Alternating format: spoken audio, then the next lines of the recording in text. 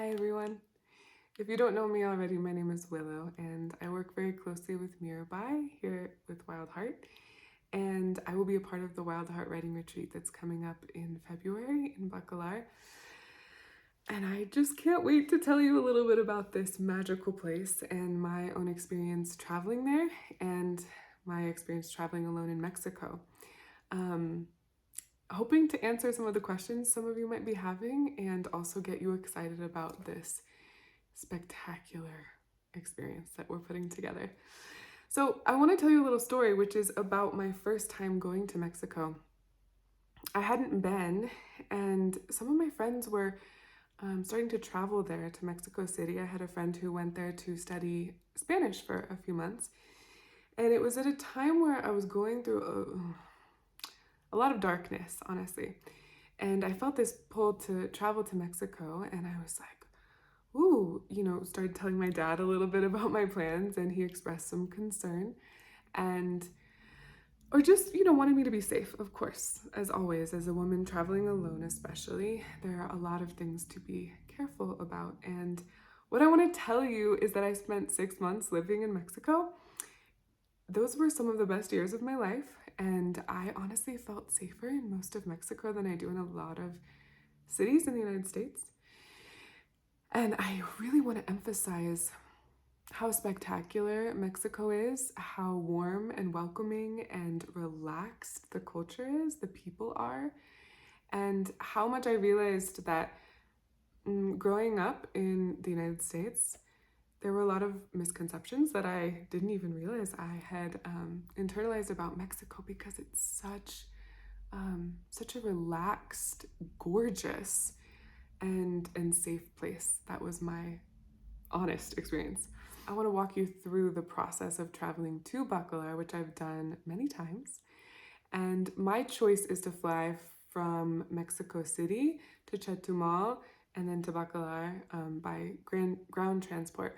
So that means that you would book your flight with the destination as Chetumal, and you would fly through Mexico City on the way there. And personally, I'm hoping that this time around I can even spend a day in Mexico City because it's a really special place. There's a neighborhood called Condesa, which is really fun to walk around in. A lot of good cafes, really amazing parks also in that area. Like, amazing for me to find giant trees in a city like that. But anyway, you might not stop in Mexico City at all. You might just have a layover. And even if it's just a layover, you can get, a little croissant in one of the cafes and just sit there for a couple hours.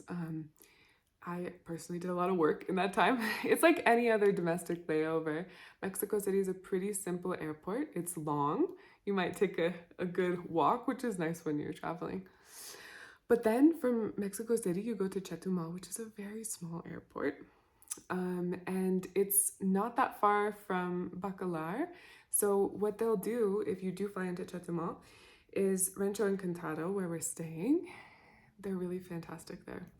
Nellie would be your point person. She's really helpful and really so supportive in the traveling process. So she'll book a private taxi for you. So they'll just be there to pick you up whenever you land in Chetumal and then drive you. It's less than an hour. I mean, Mirabai and I, when we think about it, we're like, oh, it's like 30 minutes. It might be closer to 40, but it feels really close. So that's one option. You fly into Chetumal through Mexico City and then get a little taxi and you're there. The other option, which I've also done, is to fly through Cancun. There's a lot of cheap flights usually through Cancun because it's a destination where a lot of people like to go to resorts.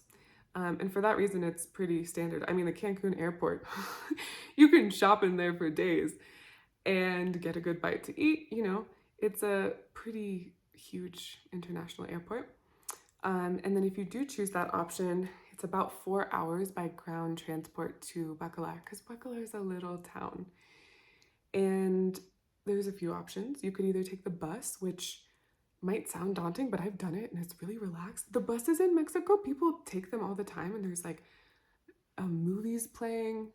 I'm having visuals from the last time I was there. I think they were playing like Legally Blonde or something. But it's a very relaxed way to travel, actually. Or you could get, like a shuttle or something to come back. And if there's a number of people flying into Cancun, we'll help arrange that. And you could also rent a car if you're like feeling adventurous and like you want to drive. The other thing that's amazing about traveling to Mexico is you don't need a visa if you are coming from the United States. So it's really simple. To me, it feels like the easiest country I've traveled to outside of the United States.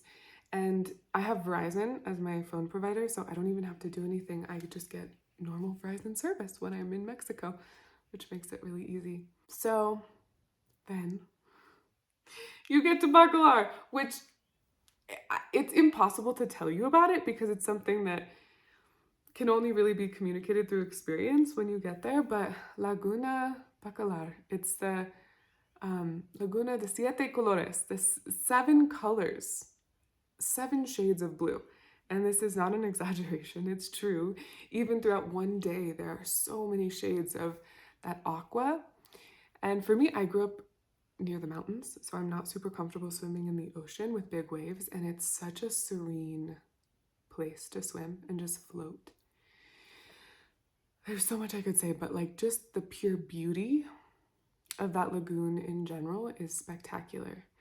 And in Bacalar, a lot of the places, I also stayed outside of Rancho Encantado, and a lot of the places where you go to the lagoon, there's a lot of people there.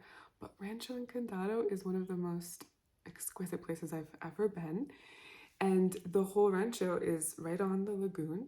So right outside the restaurant is the palapa, the little covered area, and the dock that goes out onto the lagoon. You can just jump into the water and then come out and sit in the hammock. It's literally like a dream. And the food, it's amazing. They have their own restaurant there, and all of the meals are included in your retreat tuition. And I'm working on the menu right now. We're picking our favorite dishes so that, we can give you the best of what we know of the food there. It's really phenomenal. And if you're even considering it, I really don't want you to miss out on this opportunity. Bacalar is one of those places that I want to bring everyone that I love to see this place. And we don't know when we're going to do this. We don't even know if we'll do another retreat there. This has been a long time coming. It's been something that we've talked about doing for a long time and finally felt like the moment. And, Bacalar is a place where you can bring your grief. The water is really good at holding the grief. Also your joy. And also it really does fuel creativity. Mirabai has written so many of her books there. And it's so alive. I want to tell you too, I started with this little story of how I ended up traveling there, and I spent a number of weeks in Bacalar, almost, I guess, over a month and Mirabai was there at the time, Mirabai and her husband and her mom.